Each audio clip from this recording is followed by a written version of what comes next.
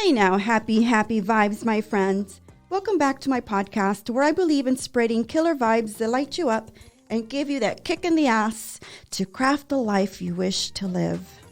I am your host, Alicia, and every week I am bringing you this sacred space dedicated to the lovers of all things business, travel, and lifestyle.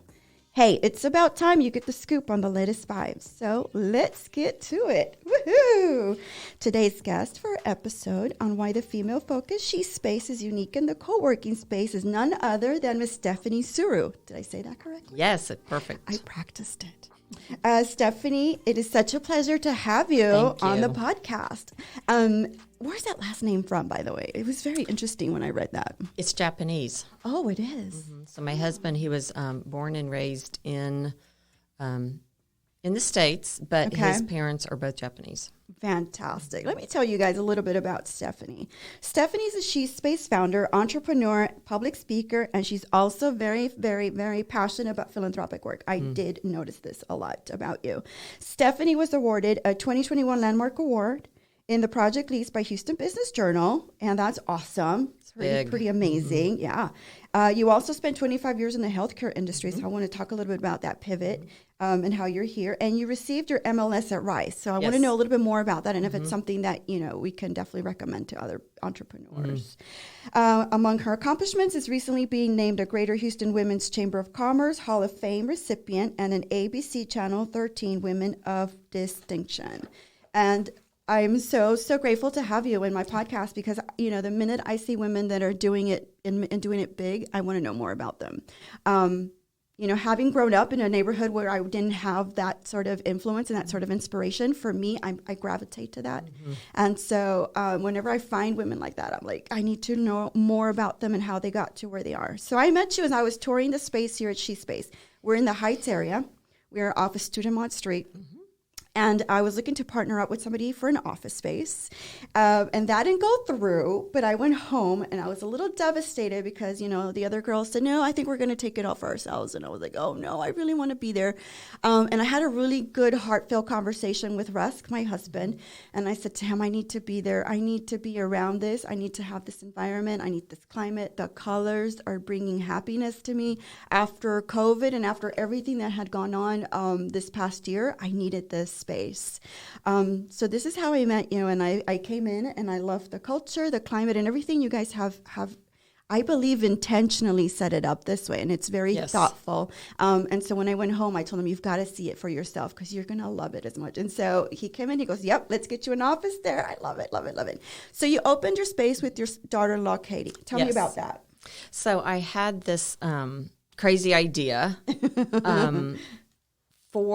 and it is a workspace. So you mentioned that it is a workspace, but I think you'll agree it's just so much more than just a workspace. It really is. Oh my gosh, yeah. I mean, obviously we have offices and desks and areas for women to work, but that's just the tip of the iceberg, really. It is about building the network and the community for all types of women.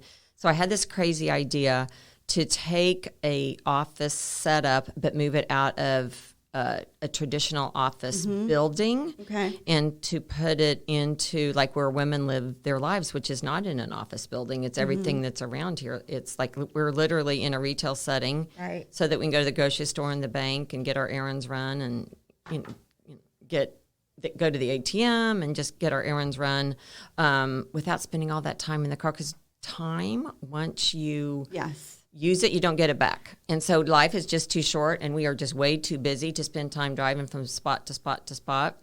You're absolutely correct. So I just picked it up and put it into a retail setting. So it's a really crazy idea. So I worked on it a long time, worked on the business plan, talked to a lot of women before I took it to my daughter-in-law, Katie, because I really wanted to see is this a viable thing? So I talked to, hundreds of women. And then I took it to her because she was the CFO and she's the numbers person. And I knew the question she was going to ask, well, this is all great, but how are you going to turn this into a business?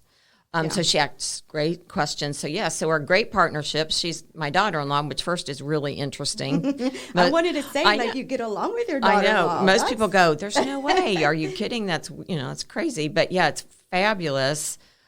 We do keep it separate at home. We don't talk about it. Okay. She has 2 little girls, so my granddaughters. And so we just, we're just a regular family outside of here. Okay. Is it intentional that way so that you don't mix business with family time? Yes. Okay. So what's also interesting is that my husband and my son work together. And so we kind of saw how that worked. I mean, they've been doing it for years, and that's been it's gone really well. And I thought, well, why can't we do that? And not only that, I just thought she was the perfect person. 2 different generations.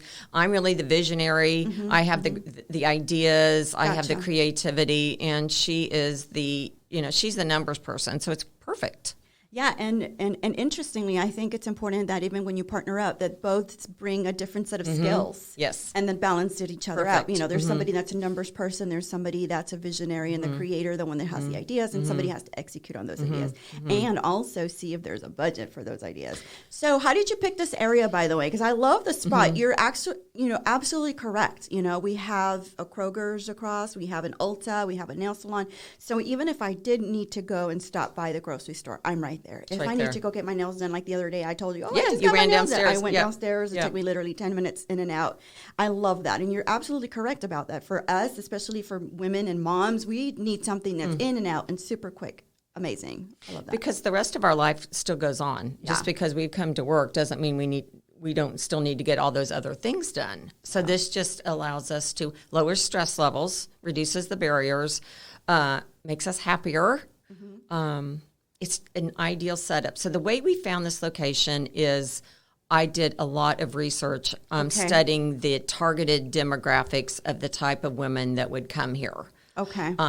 So that was the one thing. And I looked at all the areas, and we needed to be close to a major highway so that the people in the outlying areas could get here easily, like for 30 seconds from I-10. It is, yeah. So it doesn't matter where you live, and it really has worked out. People can come down I-10. They'll come from north, south, Sugarland, Pearland, Friendswood, Kingwood, Cypress. They can all get here because we're right off the interstate, so they don't have to add that additional travel time to once they exit. And this is where, this is within 10 to 15 minutes of the majority women live that want to use the space. Yeah, for sure. I mean, I'm not that close, but for me, when I do work, I do come inside the city a lot. So it makes sense for me to have like a little hub inside the city. That's a lot of it too. So I was so tired of having a meeting in one part of town and then a meeting an hour and a half later or 2 hours later in another part of town. And then what do you do with that in that intermediate 30 minutes? Sit in your car, go to a dirty, loud coffee shop. And I just thought that we can do this better. Yeah, it makes sense. Did you take any inspiration from any of the other co-working spaces in terms of what you wanted for yours and what you didn't want for yours? So I already had this idea, and the idea did not come from a co-working space. It really it's born out of a couple things. Frustration, like what I was just describing. And the other thing was there's dozens and dozens of women's organizations in the city, but there's not like a brick and mortar to bring them together. And I thought, if we're going to, we can do everything. I just thought we've started, but we can do this better. And so that's where that was another reason for doing this. Yeah, that makes sense. I was listening to one of the podcasts that you promoted or you mentioned in one of the articles about you, and it's about women builders. And I noticed that for you, it's just very important, or maybe I'm just thinking it is, but I don't know. You tell me. I see that you particularly enjoy seeing women do things that are in more male-oriented fields, like building and that sort of thing.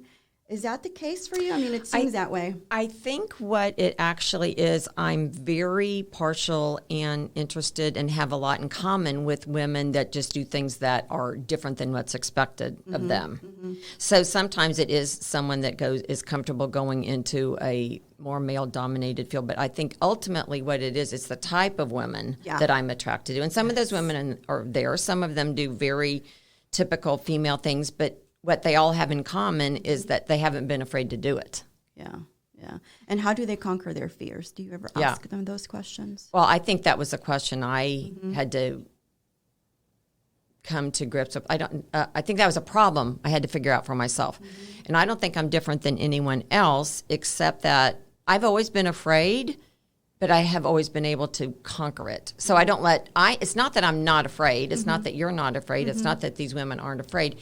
It's just they figured out how to get comfortable living with it and going on about their business. It's like pushing through it. They don't. The fear. It's not that it isn't there, or it isn't. It's there. Oh, this is a crazy idea. Is this going to work? So you're fearful, but you push through it, and it's great. That's a great way of saying it. You push through it. You don't let it hold you back. Right. That's the difference between women that get things done and women that don't get things done. Agree. Absolutely agree.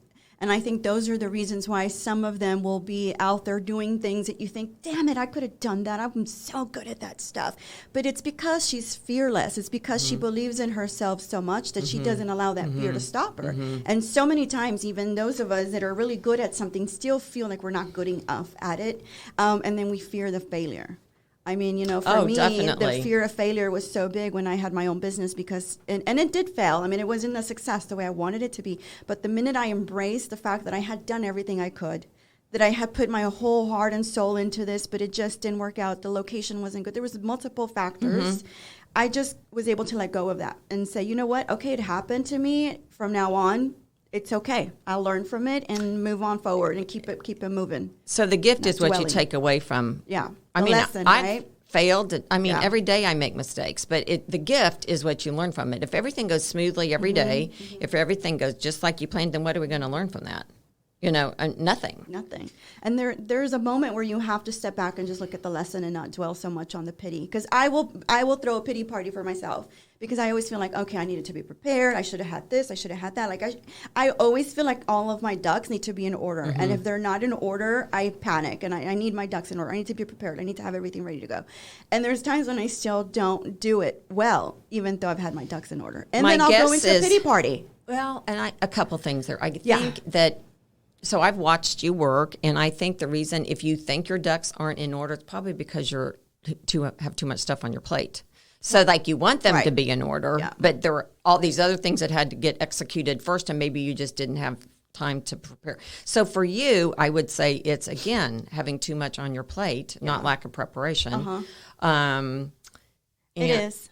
Right? It is. And I need to learn how to not do so much, just cut out things that are hard. Not good and not useful. It's really hard because you look around and you're like, I have these skills and I need to use it here and here. Yeah. You're right. It's tough. So I want you to tell me a little bit about the Rice Leadership Accelerator. Okay. You mentioned you're a lifelong learner. I am. I was the one that was in all of the classes, the SBA classes, the websites, the social media classes. I love to learn. Like that is that's what I'm doing all the time. If it's a podcast, it's a book, all of that. Tell me a little bit more about what that is and if it's something that you would recommend to other women entrepreneurs. So when my youngest daughter left to go to school, I was 53, and I just had another crazy idea. I thought, I'm going to apply to Rise for this program, never in a million years thinking that I would get accepted. And I did. And then it was when I'm like, oh my gosh, now what do I do? I mean, like, talk about terrified. I was like literally terrified.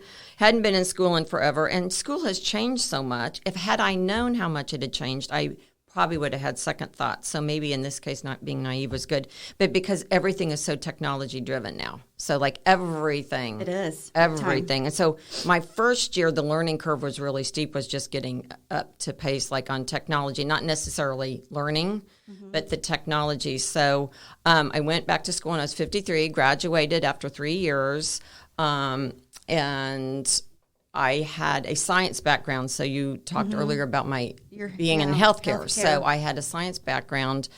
Then when we moved to Houston, actually to Texas, so Houston, I decided not to get recertified and relicensed in the state. And I was kind of like, well, what do I do now? So I went back to school. Okay. One of the classes we had to take was a leadership class. It was required. Okay. It was a required class, and basically the theme of it was, how do leaders think? So it's like the critical thinking skills of leaders. And of course, they all think differently, but it's how they take a problem, work through it, and solve the problem. Okay. And I focused on women. And so we had to do several projects, but ultimately it got me interested in how women work, how women think. It kind of opened up my eyes just to women's capabilities, and women are really interesting. Yeah. Oh my gosh, yeah. So interesting. And I think just bit by bit, the abilities of women are really, becoming well. And do you find that they're different from men, like significantly different in the way they approach leadership roles? So I think at their core, women and men, like their ethics and the morals are the same. Okay. But I think it's the personalities that are so different. And I think it's just so much has always been expected of women that's where it's different. The expectations of women are different. Well, she can do this, this, and this, and this, and this, and this, and this, and this, because that's just the way it's always been. Yeah. Whereas a man does this. Now, don't get me wrong. We're not against men here. I am not anti-man. I have wonderful men in my life, and they're very supportive of this idea. But I think that's also allowed me the freedom to. They've given me.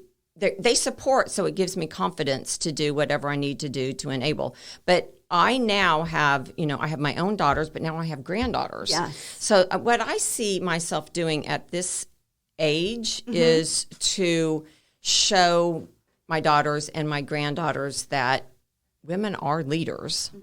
We are born that way. We just need to refine it. So Rice does have that leadership accelerator, and that's program. A good program for who? Who should take that program? Well, again, you apply, but it would be. I honestly think that there are other ways of doing that. It was a week-long program that I just applied for separately, but this is interesting. There's probably only a handful of women in there. So it was pretty interesting. I wonder if women just don't think they should be taking classes like that. No, I think they should. I think they should. But do they not think they should be applying? I had this conversation, and maybe you can give me some feedback on it, with one of my business groups that I do here. And guys don't hesitate to apply for things. Women need to feel like they have every single requirement met before they can apply. Well, what is that about? And I think that is about fear. So I think, think they're like, oh, well, I don't have this, this, and this in line, so I'm just not going to do it. And I really don't think that has much to do with it. I think it is, what if I apply and don't get accepted, or what if I get in there and I can't answer the questions and I can't participate in the conversation? I think, again, it is women lack confidence in some of these situations. I do not think... No. How do we boost their confidence? We are here. Okay. Yeah, we boost it every day, and we're boosting each other's. But we're also, don't you think it's by setting an example? I was just going to say that, by being an inspiration. Yeah, I think it's by being the role model. She's doing it, and all these people are watching this. And they're doing it, and I can do it too.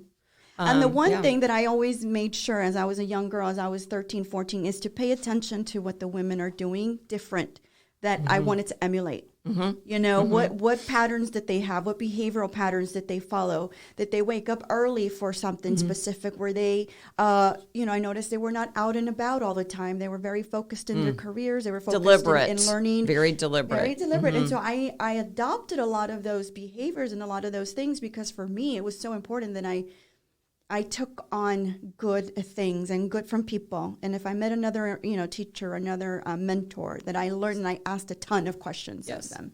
And it's been good, because most of the women have been great at giving me the answers. They haven't felt like they were. Women like to share. So women are, I agree. that myth that women are super competitive with each other and don't support each other, I think it's just that. I think it's a myth. I think there are some women that are ultimately too competitive, that they will step on top of you to get where they need to go. But I think that's more rare than people think. Yeah. I mean, here, all we see are women supporting women. And I do think almost every woman that has been involved in SheSpace in some capacity has seen an acceleration in their business and their personal life. And I think a lot of it is the role modeling and the mentoring. I agree. And I think you're a very excellent role model for us. I really believe in that. I noticed that in one of your mission statements is mentoring both women and young girls. Mm-hmm. I noticed that from when I was learning more about you and learning more about the space, that mentoring is a big word for you. It is. It's huge. So another reason I started SheSpace, so I became very interested in mentoring young professional women, like women just trying to figure out how do you work and have kids and balance, I guess, is yes, the key word. Right. Which sometimes we don't balance. We don't balance and then I've also come to think that it's not so much balance, like you have to shift the equilibrium. So sometimes your family needs more attention, sometimes your business needs more attention, and it's sometimes I think you're always off balance, but it's where you need to shift your focus at that time. Mental balance, but not necessarily balance in the day. But so I'm very, very passionate about mentoring women, but to mentor women well, to be available when they need you, when they call, are you available for a call? Well, I can only do that for a couple women at a time. And so this place, SheSpace, is a way to leverage mentoring because now everyone's mentoring each other here. I see it all day long. Oh, yeah. You'll go here, you know, people are coming together, they're problem solving. So it's a way to mentor on a large scale. Now, we are getting ready to implement a mentor program. Oh, wonderful. We will, yes. And oh, wow. Probably on Mondays, like mentoring Mondays, because I love alliteration. It just helps you remember. SheSpace, I love it, yeah. So that we will be intentionally using your word and deliberately partnering up women that, you know, not necessarily even older, younger, but maybe more experienced, like you have experience here that I can learn from you and that type of thing. So, but I also wanted to talk to you about the young women that we're involved with. Yeah, I was going to ask you that because I do want to know who are the young women and what do you consider young? I mean, I'm 46. No, I don't know if I can. No, fifth graders. Fifth graders. Fantastic. So we, it's young when girls. I mean young, I mean young. So we have middle school partnered. So important. Seventh grade's the best. Oh, but I love anyway, so we have partnered with 3 nonprofits that focus cool. solely on girls. Different aspects of girls. So we have partnered with Girls on the Run, which focus more on like the mental and physical well-being. Yeah. Girls Inc., which is essentially a leadership and mentorship program, and then Girls Start, which is more of a STEM program. Okay. So they start with 5th graders, and they go on up. Girls Inc. actually does have some girls that may come and intern when they're a little bit older. I think those are great ages, by the way. Because, we're going to have summer camps this year for them here. You know, that confidence is when it starts to be enabled or disabled for a lot of the girls And at that time. Sometimes we are going to bring them in this summer. So first of all, we had COVID. So, you know, we weren't allowed to bring them in. Yeah. And then now we're finishing up school. So this summer they will be coming in. And it may be nothing more than them just like working on projects and watching the women work. Okay. I mean, again, it's role modeling. Like, oh, they're doing this. I can do this.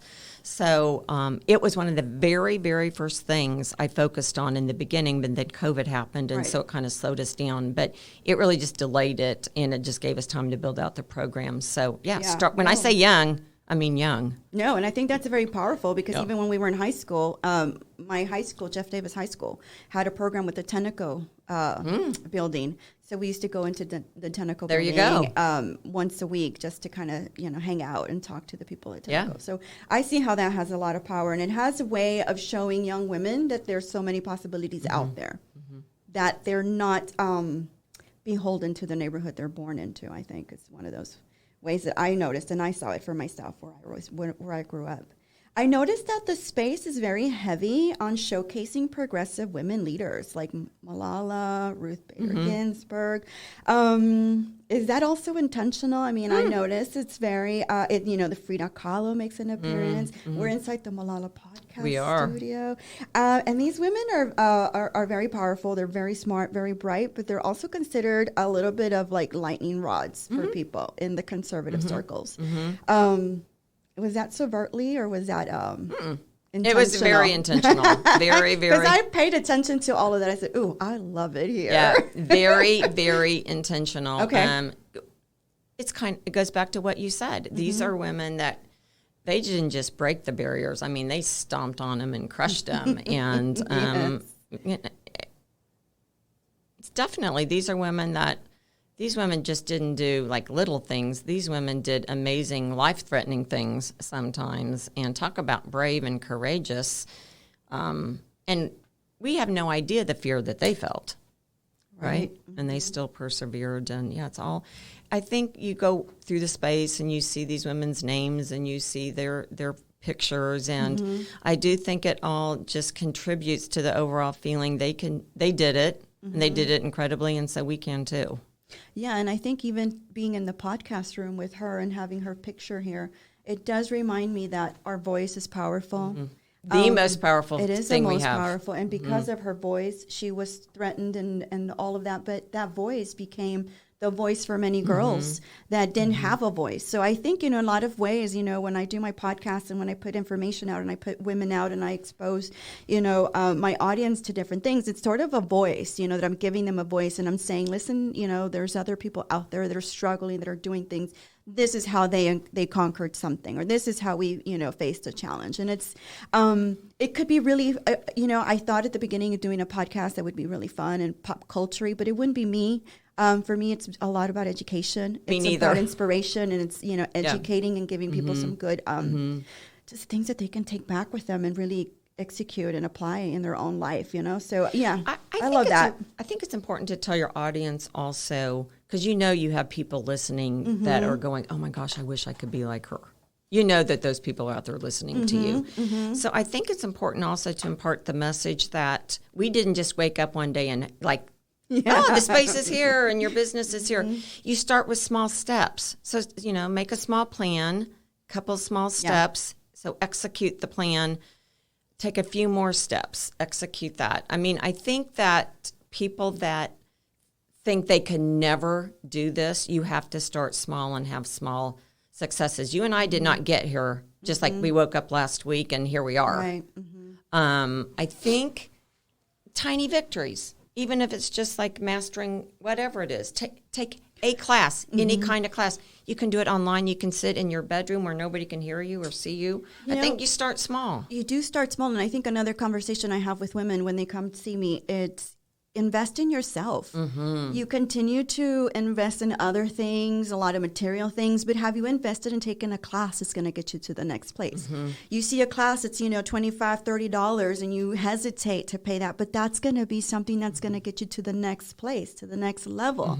And I tell them that. I said, you guys hesitate so much in investing in yourself because you feel like you're not worth that investment. I agree. And the minute you start to decide, or you make that decision for yourself, I am worth the investment, I am worthy of doing this for myself because it's something that I really want to do, that's the moment that it changes for you and you shift your mentality and your mindset, and it's more about, I'm ready. I need to go out there. And I tell them a lot of times, you don't have to make it perfect. I was that girl that had to be perfect. Like, I didn't start my podcast for 2 years because I didn't have it, again, my ducks in order. And then I thought, no, COVID is the signal. It's telling me this is the time. You have the time now to do it from home. Let's get it going. Push, push, push. And, the first episodes were just like... So the COVID, in some instances, was a huge gift of time. So many women that had these ideas but had never had time just to sit down and kind of like... craft it. It was, but smart women like you, and I have to say like us, that gave us the time to build out during COVID. We use the time. But women find the time to get their nails done. Me too. You and me too. I mean, it's not that I don't do things like that. I do too. I do my makeup. I do my hair. So we're all still very feminine here. Sure. But we extend that to our brain. Thank you. That's what it is. That's a good quote. Extend it to your brain. So, we take the time to get our nails done and whatever else we do to take care of ourselves. But the self-care doesn't stop there. So we take care of our brain as well. Love it. And that takes me to the next question. Another thing I noticed about SheSpace that I love so much is you have a very, very nice library in here for us. We do. And not only for us, but I think guests can come in here and check out as well. Books are very important to you. I know that you were a part of you were a literacy advocate. Yes. Still am. You are? Yes. Okay, fantastic. So books. Very passionate. So my mother was an English teacher. Oh, okay. And we lived in a very small rural town, and we did not have much, but we always had books or access to the library because my mother, in her world, was if you books give you power, words give you power, which then in our case gives us the voice. And I said, I want women to continue to learn. Yeah. And the books, again, it's a reminder. It's a visual reminder when you walk through here that we have this library. I still am a literacy advocate in the city. Mm-hmm. I spend a lot of time building mobile libraries to take the books to the kids. And when I say libraries, it's actually giveaway. It's to build. Oh my God, I would love to be a part of that. Yes, so in a couple weeks, we're having a couple of the mobile libraries come to SheSpace so people can see what I do when I'm not here. I would love to see that. And we've given away, I don't know, 30,000, 40,000 books in the last couple of years. And we call them mobile libraries, but they're actually like mobile bookstores because it's to get the libraries in the kids' home. But I feel the same thing for women. Mm-hmm. And again, there is definitely the trend to go to more like e-reading, which I think is fabulous for some things. But I also think there's something to just having a book laying there. Mm-hmm. And so we have this library that women can just check out the book, and we have every topic, and we're continuing to build the library. Mm-hmm. We have a lot of nonfiction because that's what I prefer. I do too. Someday I'm going to learn to relax and read fiction. It hasn't happened yet. But I'm not saying it won't. But, no, absolutely. Yeah, books make me happy. They really, really make me happy. You know what? For me as well, because that was my escape as well. Mm-hmm. And I always knew that a good reader would be a good writer and a good speaker. It's true. And I don't know if it was one of my middle school teachers, but she said the first thing you want to do is go get yourself a library card. They're free. Isn't that the most amazing advice probably that you have ever given? Yeah. And then I realized, that I could check out more and more and more. And that was my escape. I used to get on a bus to go to my 9th grade high school, and I hated the bus because the kids were crazy and wild. And I was always provoked and bullied by the boys. They would always try to, pull my hair, and if they saw me with the book, they left me alone. It was very weird. Like, they didn't even bother me when I was with my book. So I always carried my book everywhere. And then it just became for me like all the time a book after book after book. My parents don't read English, so I couldn't even talk to them about that. But they knew reading was super important. So my dad used to have us read the newspaper in Spanish every Sunday. So and he knew. And analyze the stories and all that. So they knew it was so important, and that for me, even now, I discovered, how libraries came to be. I believe it was Mr. Carnegie. Yeah, Andrew Carnegie. Andrew Carnegie, and the funding for all of that. So is that how you get funding for your books? Do you get people to I guess sponsor, or how do you get that many books, and what can someone do to help you out? So we have a citywide book drive, and we just ask for donations, and every year we try to gather 10,000 books. This year, of course, was a little bit of a challenge, but it's not difficult to. We also accept monetary donations because we can get books like at like a wholesale rate, so we can buy more books for like the same $10 that you would bring a book for. But publishers, do publishers send you books? Do authors send you books? Okay, very cool. The books we have here are all written by women. Wow, did you know that? I noticed there was a lot of women. It's all women. Yeah. Some of the names I don't know if they're men or women, but so I'm awesome. like, I love it. This is a women's space, so let's just bring in all the talented female writers. And we're getting ready to have book talks. And one of our other members just wrote a book, and she's having her book launch here, so that's super exciting. So we are about learning, just like you said. All the time, all day, every day. Yeah. I can never get tired of learning. Kind of the goal is to have learned something during the day so you know more at the end of the day than when you walked in the door in the beginning. Mm-hmm. So I love that. That's beautiful. And for me, even just being around the space, even just walking through, the colors are bright. Mm-hmm. So who picked the colors? Yes, and tell me about that. So I did a lot of research on color psychology. Okay. So offices to date are always like neutral, like the grays and the blues. Those are the wrong colors. I don't know who designed that, but it's very good if you want to take a nap or fall asleep. But to be creative and inspired and productive, they are the wrong colors. Yeah. And women want to work in different colors anyway. So even if they were the right colors, women would not want to be working in a brown and tan office. No, and I've noticed that in WeWork when I was there for a few meetings. I'm like, oh, wow. Oh, so you did ask if I had visited spaces. Yeah, I was wondering and if you... I actually was in a WeWork before SheSpace even was like a real idea. So I was at a meeting there, and there was nothing about it that interests me. So really what I think I took away was what not to do than what to do. Yeah. And I really did not go visit many of them workspaces because then I didn't want someone to say, well, that's our idea. So if I didn't go see them, then now we can say this is really an original idea. There's nothing like it because it's not modeled after anything. But there's nothing wrong with being inspired by something. I think a lot of people are afraid that they're going to copy something, but you could be inspired by something. I didn't see anything that inspired me. That inspired you, yeah. So it's very blah. So that's how I think of it. Very blah. It's what I also learned is parking super important, and so parking at some of these were just horrible. It's like, what's the point of making the spot convenient for women if they have to drive around and look for a spot and then pay? Yeah, that defeats half the point. It's a lot. Yeah, I respect women too much to do that. Yeah. Oh, I know. I can tell. I love that. That's what I love about you so much. Yes. And for me, I also noticed that you have a great sense of style. So tell me a little bit about your inspiration in terms of style. Because I'm a stylist, and that's what I work with. I work with photographers all the time with that sort of thing. And I do the interior design for my husband's houses and all that. So I'm all about the colors. So tell me a little bit about who inspires you, or who's your celebrity inspo, or I want to know a little bit more about your style. I don't have, I know you're going to find this really odd. I don't watch people so much. Okay.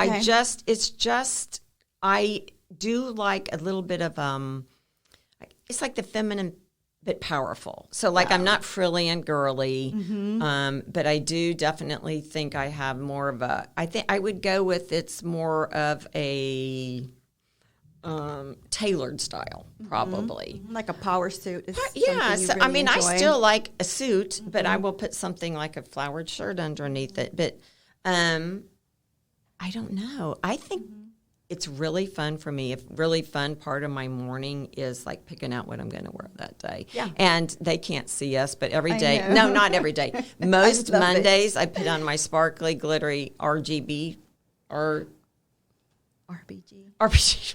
Can you tell it's Monday? RBG pen because I need her to get through it. And obviously, I need her more than today. I need to find one. Actually sitting here looking at the RBG conference room. Yeah. So I don't know.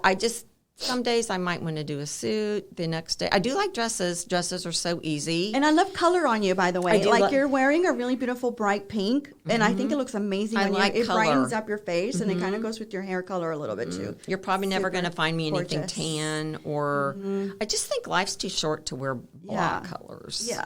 And my mother was very, my mom was super stylish as well. Okay. But again, I think it's just... and I don't think, stuff doesn't have to be fancy and expensive. It's kind of how you put it together. I agree with you on that. Being more polished, just how you put it together. Yeah, I go to thrift stores sometimes and find some of the best things. I just love doing that. And, being a little more cautious about how much I'm buying and how much I'm consuming. That was just another shift for me as well through COVID. It's like, maybe I don't need that many things. Maybe I don't need Or when I do buy something quality that's going to last, like a blazer or a jacket that's going to last. And I'm perfectly thrilled to put a shirt from Target underneath it. Of course. Yeah, absolutely. Which we're right by Target, which is even better. Oh, yeah. There's walkable. It's like right there. Yes, right across the parking lot. Yeah. I grew up very close to here, so I do know the area pretty well. So I wanted just to, just say thank you so much for giving me your time. And I know time is super valuable to you, as it is for so many women that are doing things and being, everywhere and doing so many things for each other. And, for you, I do know that mentoring is something that you definitely exhibit. And even when I, first moved into the space, it was like, whatever you need, let me know. I'm here for you. And you walk the talk, which is, pretty amazing. Well, I do believe in it. I wouldn't be here all day, every day. Yeah. I'm 60, and my friends are like, why are you starting this when you're 60? You should be hanging it up. I'm like, just getting started. No. Years to go. So talking about age, my mom, who's 74, was complaining about she's getting so old. And I take her to the doctor. I'm the one that takes care of all of her doctor appointments. And I said, Mother, do you know how old Nancy Pelosi is? And she goes, how old is she? I said, Mom, she's 80. It's amazing. Did you see? She's over there cleaning up the mess. And you, look at you. Yeah, I mean, you are just 74. That's You're amazing. not even close. Yeah. So she got perspective. I'm like, and our president is 78. That's Mother. a great thing to point out. Hello. Yeah, well, I hope I'm still in here when I'm 74, 78, 80. But I'll have the young one, all you guys running things by then, and I'll just come in for my coffee. You'll come and supervise. Thank you so much. Thank you. I appreciate you very much. And, how can people find you and know a little bit more about you? What are your social media handles that you want to share? I think the best way to know about SheSpace is just our website, SheSpace HTX. I mean, everything is on there. We're all over Instagram, SheSpace HTX. Are you looking for members still to come in and get offices? Is that something that you're also pursuing? Yes. Okay. And office space. We do have a couple offices left, but we are getting ready to expand, which I bet you did not know. I did not know. Tell me more. So we need to fill these offices here. We have a couple, 2-3 offices that we need to fill, and we would love to fill with amazing people like you. Everyone that comes in here is amazing. I'm always recruiting, by the way. Yes, so I'm always looking for hot women. Yeah, bring them Not in. hot and like beautiful, hot, but women who are doing talented, things. Driven. Talented, ambitious, and driven. I don't mean like and gorgeous as well. Well, that doesn't hurt. That just comes with the territory. I can't believe I said that. That's hilarious. Oh my God, I'm so grateful for you. Though we could talk forever. We could. We definitely need to get you on for another topic eventually. And I would love that. It's a great way to start my week. Thank you. Yeah, no, thank you. I appreciate your time, and we will let you guys know when this is coming out. Follow us at Vibes by Alicia on Instagram. You can also go to my business page at Thinking Boutique, and my personal account is Thinking_Chick. So there's different things for different purposes and audiences. My personal stuff and then my business stuff. But anyways, guys, I'm so grateful for y'all to listen. If you love what you listen here, please share it with your friends. Let everybody know that this podcast is out there. We're doing great things, and if there's something that you want us to talk about, send me a message. You can DM me, or you can send me a message through the podcast link. Please let me know what you're liking, and happy vibes, everybody. Thank you so much.